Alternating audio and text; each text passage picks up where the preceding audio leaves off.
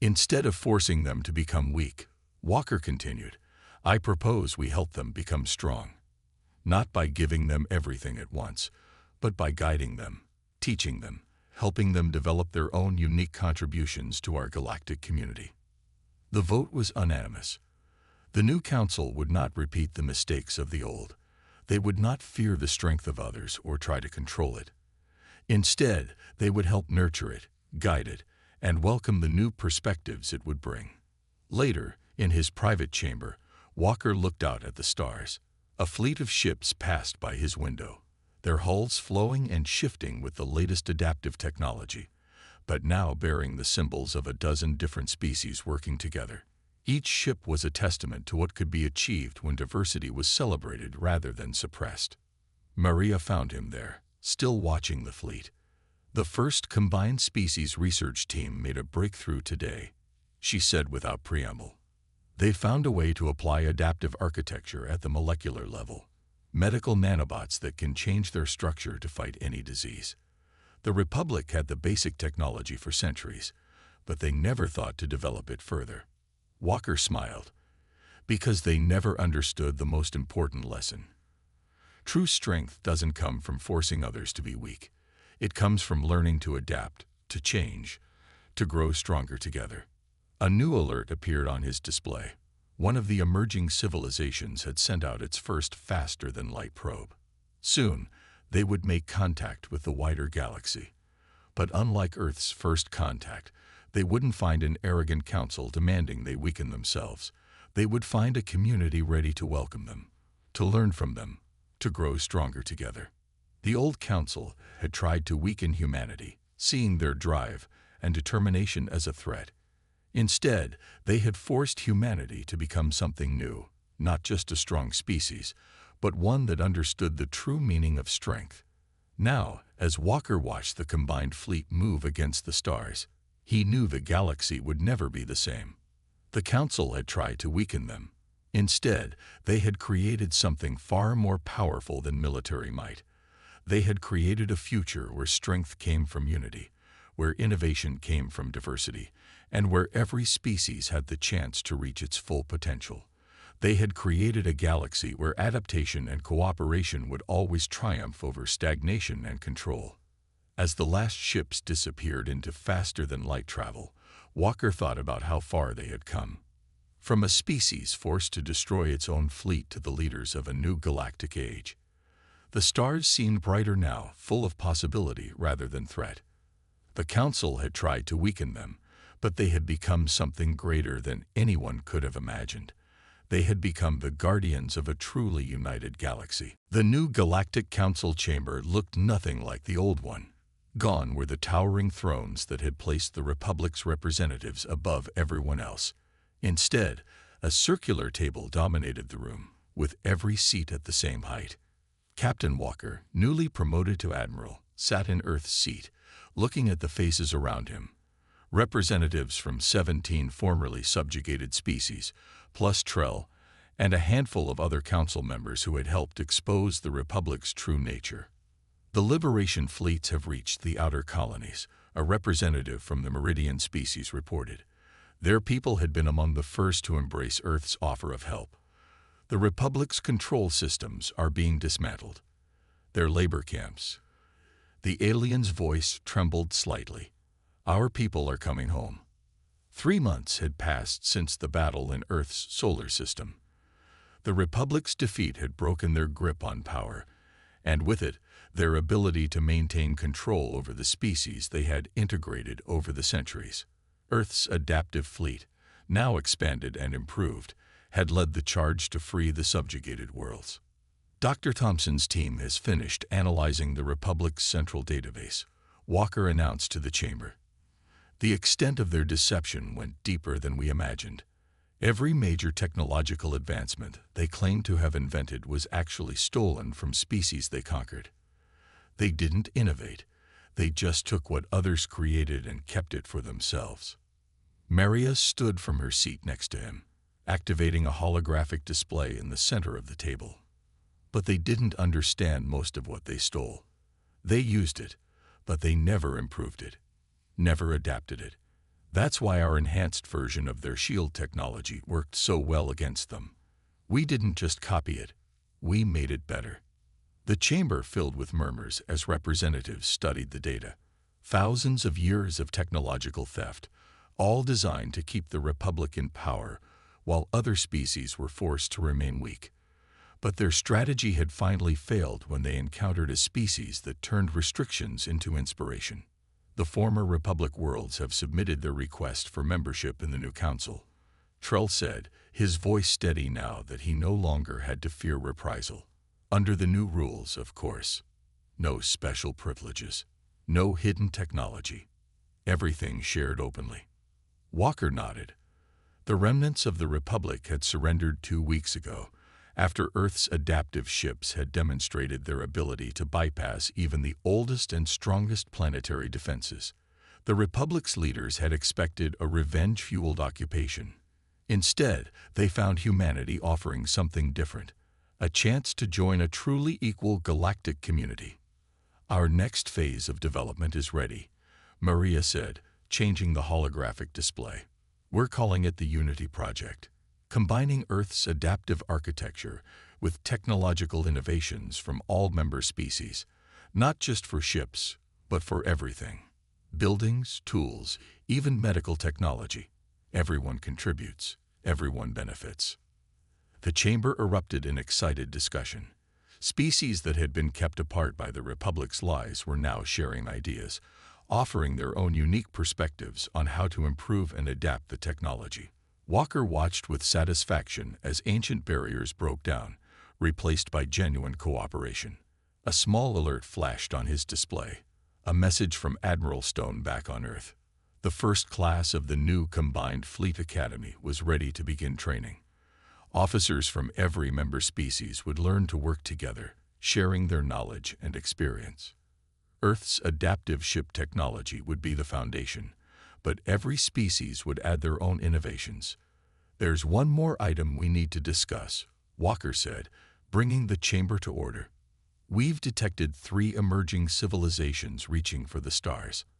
Under the old council, they would have been labeled as too aggressive and forced to weaken themselves.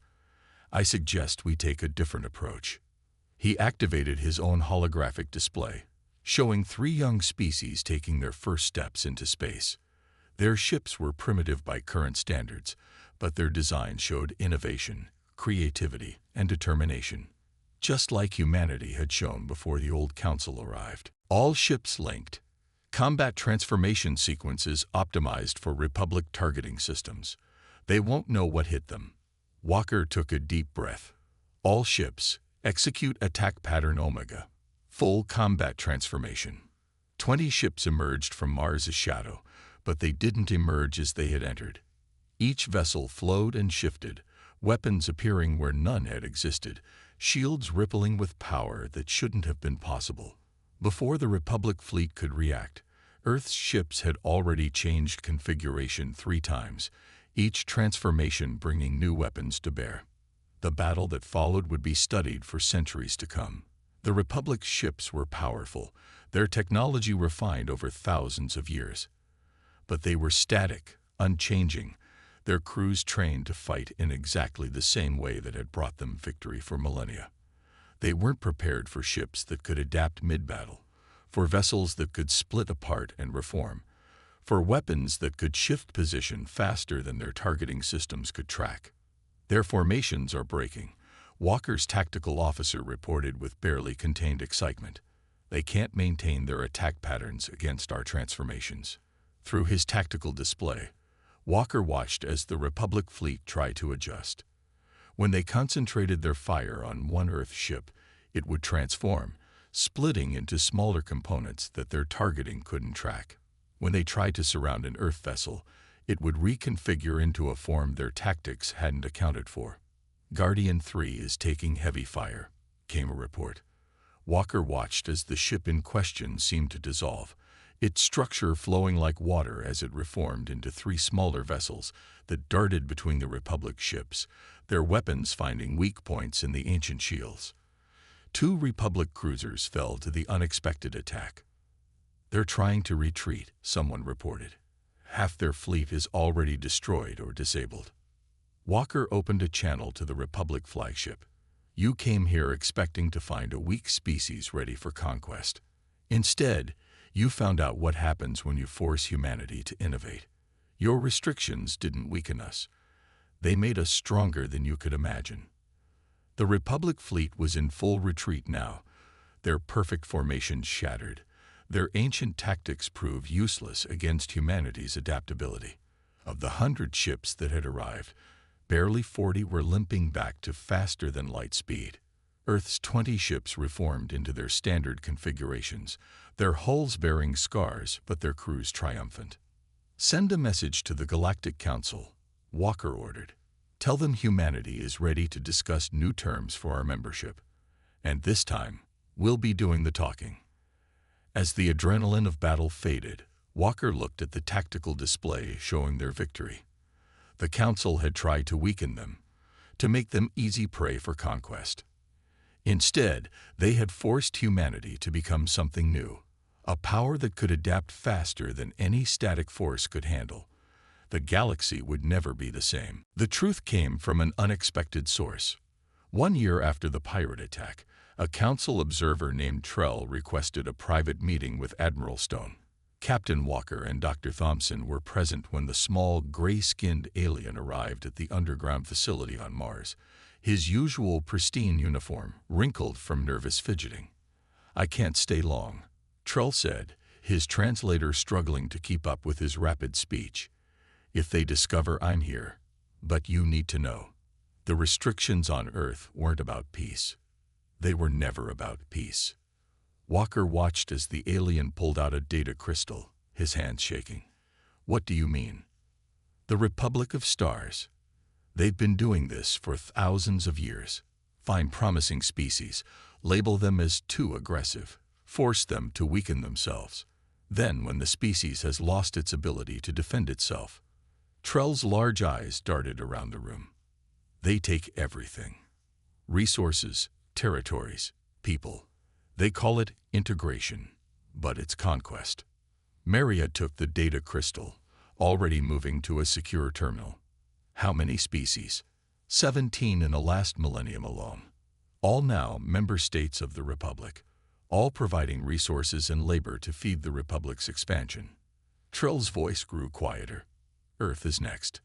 The Council votes tomorrow on a resolution for complete integration of human territories. They're sending their fleet, 100 ships, maybe more." Walker felt his blood run cold. "When?" 3 days. They think you're defenseless now. They've seen your reports, your weak response to the pirate attack. They believe." Trell stopped, finally noticing his surroundings properly for the first time. The underground facility, the ships being worked on, the advanced technology scattered around the lab. "What is all this?" Admiral Stone smiled grimly. "Insurance against exactly this situation." The alien's eyes widened as understanding dawned. The pirate attack. Those ships that drove them off. They weren't just civilian vessels, were they? "No," Walker said. "They weren't." Maria's voice cut through the tension. "The data is genuine. Complete technical specifications of the Republic's fleet. Their attack plans. Everything." She looked up from her terminal. "They're not just coming to take our resources. They want our people for their labor camps. They think we'll be good workers once we're properly pacified." Walker turned to Admiral Stone. "How many ships do we have ready?" 15. All with the latest adaptive systems. We can have 5 more ready in 48 hours if we push it. 20 ships against 100. Trell's translator couldn't quite convey his tone, but his body language showed clear disbelief. Maria smiled. 20 ships that can change faster than they can target. 20 ships with shield technology we've improved beyond their original designs. 20 ships with crews who've been training for this moment for a year. She paused, looking at her screens again. And now we have their complete technical specifications. The next 48 hours were a blur of activity. The Council's observers, except for Trell, were politely detained in their quarters under the guise of a routine security exercise. Earth's adaptive fleet gathered in the shadow of Mars, using the planet's magnetic field to mask their energy signatures. Maria's team worked nonstop, incorporating the new tactical data into their combat systems. Walker stood on the bridge of his ship, now designated as Guardian 1, as they made final preparations. The formerly smooth hull now rippled constantly, micro-adjustments happening every second as the AI systems ran combat simulations using the Republic's data. All ships report ready, his tactical officer announced. Adaptive systems at peak efficiency. The Republic fleet has entered the solar system, another officer reported. They're not trying to hide their approach. They expect no resistance. Walker opened a channel to the entire fleet. This is exactly what we've trained for. They think they're here to enslave a weak species that can't defend itself. Let's show them how wrong they are. The Republic fleet emerged from faster-than-light travel in perfect attack formation. 100 ships, their ancient hulls gleaming with power, arranged in the same patterns they used to subjugate species for thousands of years. Their commander's voice boomed across all frequencies. People of Earth, by order of the Galactic Council, your territories are now under direct Republic control. Surrender your remaining ships and prepare for integration. Walker signaled Maria, who was coordinating the fleet's adaptive systems from her command center on Mars. Ready? The response was instantaneous. Both Earth ships seemed to explode into motion, their hulls flowing like liquid metal as hidden weapons emerged. The pirate ship closest to them tried to back away, but it was too late. Before its crew could react, they found themselves facing two fully armed warships where civilian transports had been moments before. What the hell? The pirates' shock came clearly through the comm channel. Walker didn't waste time responding. All weapons, fire. The battle that followed was short but intense. The pirate ships were more advanced than Earth's old fleet had been, but they weren't prepared for vessels that could reconfigure themselves mid-battle. When they adjusted their shields to block energy weapons, the Earth ships transformed to use projectile attacks. When they tried to target weapon systems, those systems simply relocated to different parts of the hull. 3 pirate ships were destroyed in the first exchange of fire. The 4th tried to run, but was caught in a crossfire when Long Haul 9 transformed into a pursuit configuration, its entire structure streamlining for speed. The 5th and 6th ships attempted to use the colony as a shield, but that proved to be their final mistake. Walker's ship transformed again, splitting its structure in a way that should have been impossible for a vessel its size. The pirates found themselves caught between 2 half-ships, each operating independently, but in perfect coordination. Their shields failed under the assault, and their weapons couldn't track targets that kept changing shape and position. Please, the pirate leader's voice had lost all its earlier confidence. We surrender. We didn't know this was a protected colony. You knew there were innocent people here, Walker replied. You just thought no one could stop you. He opened a channel to the colony. New Hope, are you receiving? We're here, Captain. The colony leader's voice was shaking with relief. We saw everything. How? What kind of ships are those? Just some old civilian transports, Walker said, unable to keep a small smile from his face. The council was kind enough to let us keep them. The cleanup took several hours.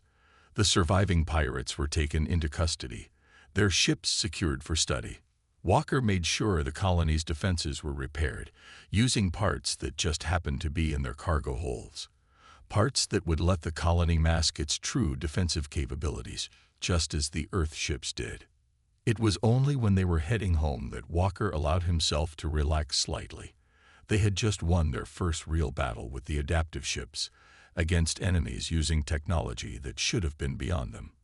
The Council's restrictions, meant to keep humanity weak, had forced them to become something new. Incoming message from Earth, his communications officer reported. The Council representatives are demanding a full report on the pirate incident. Send them the official log, Walker ordered. 2 civilian support ships responded to a distress call. found the colony under attack. The pirates fled when we arrived. No significant combat occurred. And the destroyed pirate ships must have destroyed each other in their hurry to escape. Criminals can be so untrustworthy. The council would believe it because they wanted to believe it. They would see what they expected. A weak species dependent on their protection, unable to defend even their own colonies effectively. They would never suspect that their efforts to restrict humanity had led to the creation of something far more dangerous than the fleet they had forced Earth to dismantle. As they approached Mars, Walker looked at the stream of data from the battle. Every transformation, every adaptation, had been recorded and analyzed. The next generation of ships would be even better, incorporating lessons learned from actual combat. The Council thought they were watching humanity gradually accepting its place as a minor power. They were wrong. They were watching humanity become something unprecedented in the galaxy, a power that could adapt faster than anyone could predict. The pirates had learned that lesson today. The Council would learn it too, when the time was right. The distress call came from New Hope Colony, Earth's farthest outpost. Captain Walker was in the Mars facility when the message arrived, its content brief but chilling. Under attack. Multiple hostile ships. Council not responding. Please help. Admiral Stone's face was grim on the emergency comm channel. The Council is deliberating on how to respond. Their nearest patrol ship is 3 days away. They've advised the colony to surrender to the pirates and wait for diplomatic solutions. Walker's hands clenched into fists. New Hope was home to 5,000 civilians. Engineers, armors, families who had gone to build a new life on the edge of human space. How many ships do the pirates have? Long-range scans show 6 vessels, heavily armed. Old Republic designs, probably stolen. They're not Council ships, but they're more advanced than anything Earth had before. Stone paused, a slight smile crossing his face. Before our recent innovations, how many ships can we send without attracting Council attention? 2. We're allowed emergency response vessels for our colonies. I'm giving you command of Long Haul 7 and 9. Officially, you're bringing medical supplies and evacuation ships. Walker was already moving, heading for the docking bay where their most advanced ships waited. And unofficially, Captain, show them what humanity's weakened fleet can do. The 2 ships launched within the hour. To any observer, they looked like exactly what their registration claimed. Civilian support vessels on a humanitarian mission. The Council's patrol ships logged their departure and went back to their routine monitoring.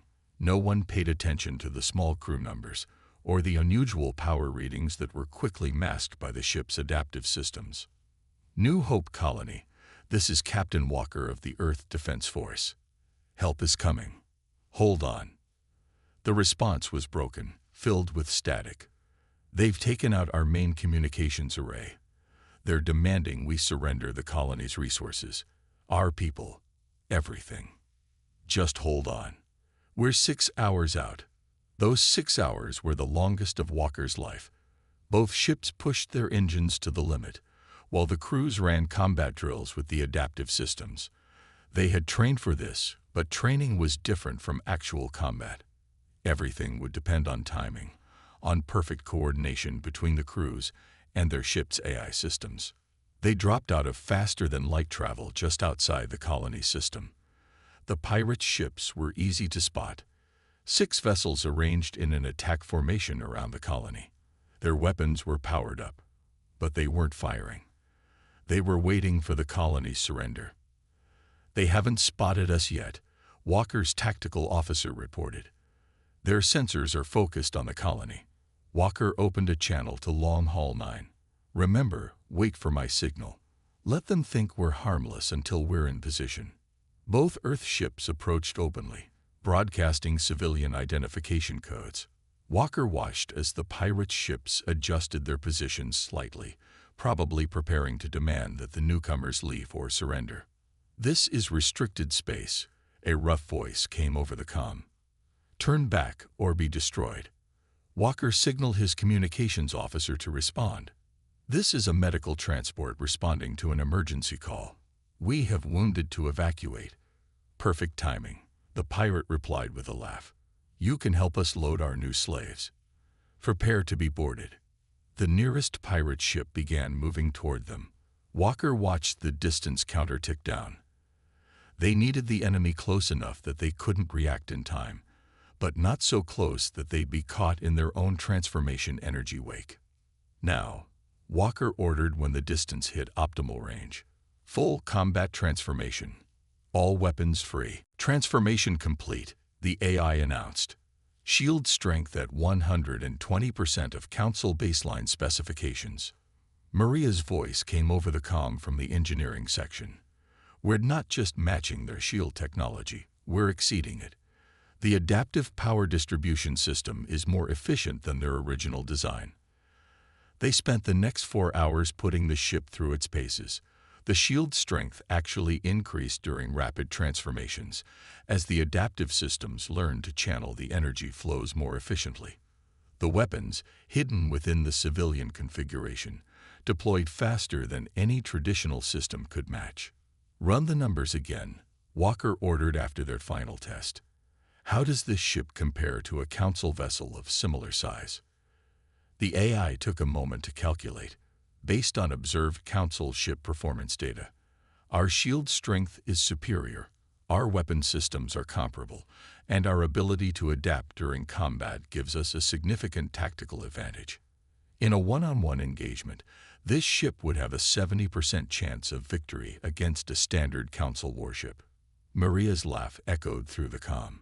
And they think they're helping us by sharing their basic technology. How soon can we upgrade the rest of the fleet? Stone asked from his observer position in a nearby shuttle. Now that we know it works, 2 weeks per ship, running parallel installations, we can have the entire permitted fleet upgraded within 2 months. Walker watched as the ship transformed back into its civilian configuration, all traces of its military capability vanishing like they had never existed. On the surface, Earth's space fleet was exactly what the Council wanted, small, weak, and unthreatening. But every ship they had allowed humanity to keep was becoming something new, something that combined Earth's innovation with the Council's own technology. We should thank them. Really, Walker said, more to himself than anyone else. They thought limiting our fleet would keep us weak. Instead, they forced us to make every ship count. The return journey to the Mars facility was quiet. Everyone lost in their own thoughts. They were building something unprecedented, a fleet that could transform from harmless civilian vessels into advanced warships in moments.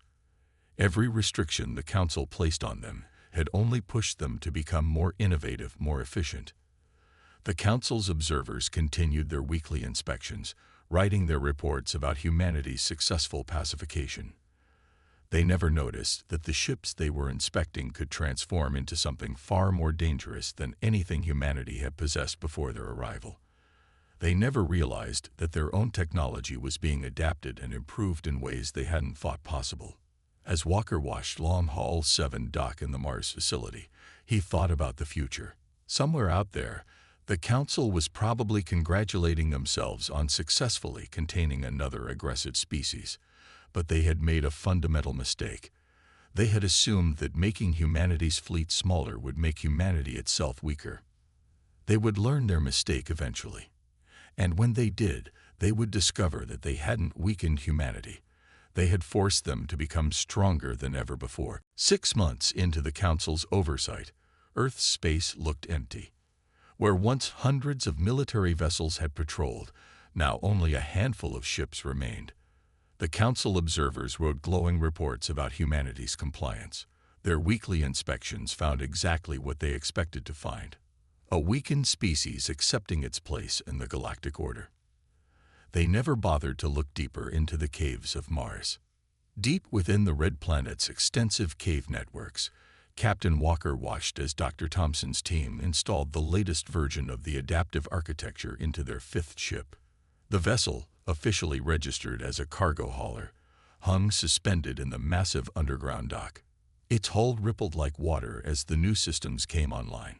The reaction time is twice as fast now, Maria said, not looking up from her tablet. Dark circles under her eyes betrayed the long hours she'd been working, but her voice was energetic. And we've solved the power drain issue from the quick-shift systems. Walker nodded, watching as sections of the hull flowed and reformed. How many crew members to operate at full capacity? That's the best part. Now Maria did look up, a proud smile on her face. We've integrated a new AI system. One person could fly it if needed, though a crew of 3 would be optimal. The AI handles most of the transformation calculations and power distribution. Their conversation was interrupted by the arrival of Admiral Stone. The older man looked more relaxed these days, now that their secret project was showing real results. "The Council's feeding us some interesting information," he said without preamble. "They're starting to share their approved technology database with us." Maria's eyes lit up. "Anything useful?" "Better than useful." Stone activated a holographic display, showing complex technical specifications. "They're so convinced of our compliance that they've given us access to their basic shield designs. Apparently, it's a reward for our good behavior." Walker couldn't help but laugh. "They're giving us the tools to beat them. They don't think we're capable of understanding it properly, let alone improving it," Maria said, already scanning through the specifications. "These designs, yes, I can work with this. The power distribution system they use is actually quite similar to what we developed for the adaptive ships. We could integrate their shield technology with our transformation systems." "How long?" Stone asked. 2 weeks, maybe less. We'll install it in the next ship first. Use it as a test bed." She was already making notes, her fingers flying over her tablet. "If it works, we can retrofit the other ships quickly." Walker studied the holographic display. "The Council really has no idea what we're doing, do they?" "They see what they expect to see," Stone said. "Their civilization is old. They'd forgotten what it's like to have to fight for survival, to innovate under pressure. They think they're watching us slowly accept our place as a minor species under their protection." The next 2 weeks were a blur of activity. Maria's team worked around the clock, integrating the Council's shield technology with their adaptive systems. Walker spent his time running simulations, learning how to fight with a ship that could transform at will. The Council's observers continued their regular inspections, never noticing the increased traffic to Mars, disguised as routine supply runs. The test day came sooner than expected. Walker stood on the bridge of the test ship, designated as Long Haul 7 in official records, as they prepared for the first full system trial. They had moved to the far side of Mars, using the planet's bulk to hide them from casual observation. "All systems online," the ship's AI reported. Its voice was smooth, confident, ready for transformation sequence. Walker took a deep breath. "Begin full combat transformation. Integrate shield systems." The change began instantly.